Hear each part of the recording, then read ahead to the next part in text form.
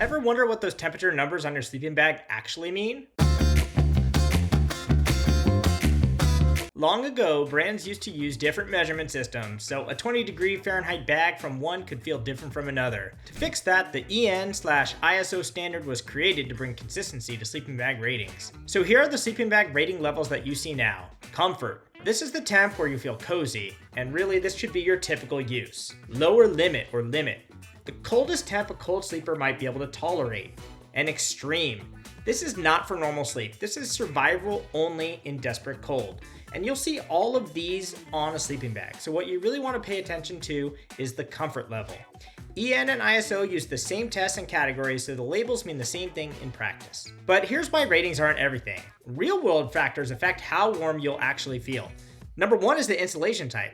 Down is lighter and more efficient, but synthetic works better when damp. The bag shape and design. You'll see mummy bags versus regular bags. Well, a mummy style bag traps heat, a rectangular one will lose warmth. Your sleeping pad. Okay, this is critical. A great sleeping bag with a bad sleeping pad could mean trouble. Most sleeping bag insulation is weakest in the back of the bag or underneath you. So if your pad isn't rated for the temperatures you're sleeping in, you'll lose more heat than anticipated. So you need to pair your sleeping bag with a sleeping pad of the appropriate rating.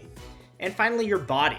Some people sleep hot, some people sleep cold, some people need extra layers or a hat. Your own metabolism can really change how cold you feel. That should also be taken into consideration. So here's what we recommend for choosing a sleeping bag. Number one, pick a bag whose comfort rating is below the coldest temps you'll expect.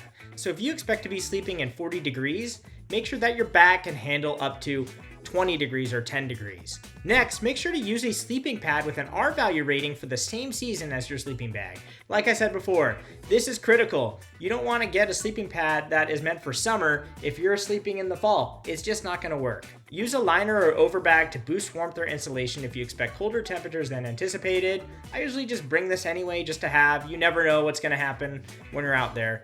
And finally, store your bag loosely when not in use. Don't have it compressed, or it will end up ruining the insulation. So make sure to use a mesh bag, and even better, buy a bag that already comes with one to begin with. Remember, ratings are a guide but not a rule, so choose wisely, layer smart, and let your sleeping bag just do its job. Follow Wilderness Times for more camping tips, tricks, and gear reviews.